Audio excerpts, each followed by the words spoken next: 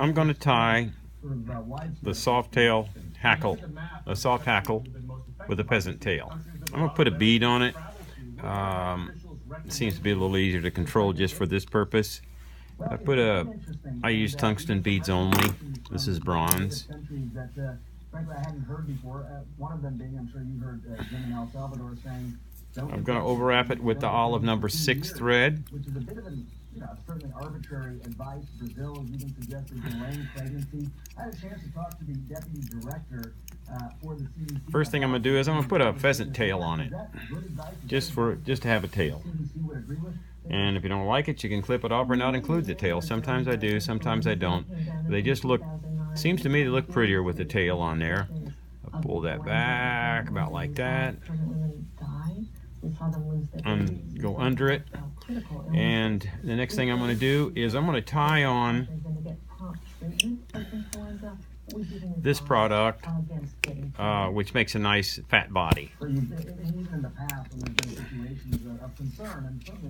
Take a couple wraps around there, and under the pheasant tail, and overwrap that forward to make sure that it doesn't get away from me once I start winding it forward. Clip it off. And you don't have to do this, but since it's there, I'm going to do it. I'll give it a little more body. I mean, if you're just to make this a pheasant tail body, you could put some, you could use this, but it wouldn't be a very thick one.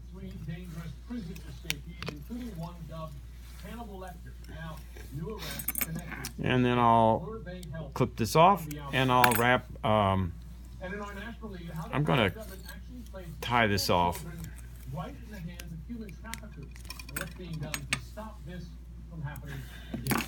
And wind this. It's called uni-thread. Actually, it's called wee wool, or it's called yeah, it's just called wee wool, and it's a really nice product. I've been using this for years.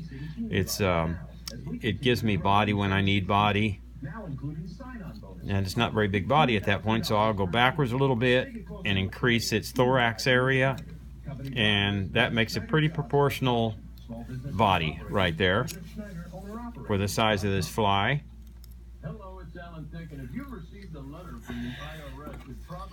I'll put my overthread on there again, snip off the wee wool, make sure that's tucked down there. Now I'm going to put the soft hackle on there, and this is what it looks like right here. I take needle nose pliers, pinch this down, and pull back the fibers. I did this in advance, which if you're making moldable flies is a pretty good idea you do that. It's just less wasted motions. I'm going to clip this off. I should have done this beforehand, but since I didn't, I'm going to take the time to clip off half of these hackles, because on a soft hackle you want minimum hackle because it looks more realistic to them. If you've got too much hackle, it looks like they're all gathered together and it doesn't give them very good definition. Well, since I was a little too aggressive, I'll tie that off again. A little tighter this time even. Put the pliers back on. And I'm going to take one wrap around here. That's all I'm going to give it, because this represents legs.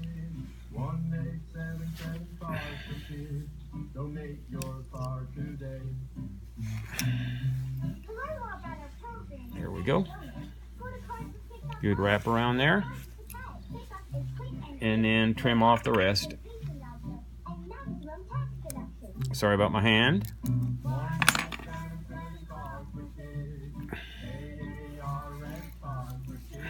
You can use a whip finishing tool or the finger method, same effect. And there you are.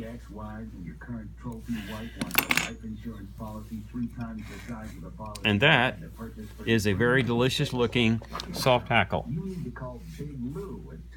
Done.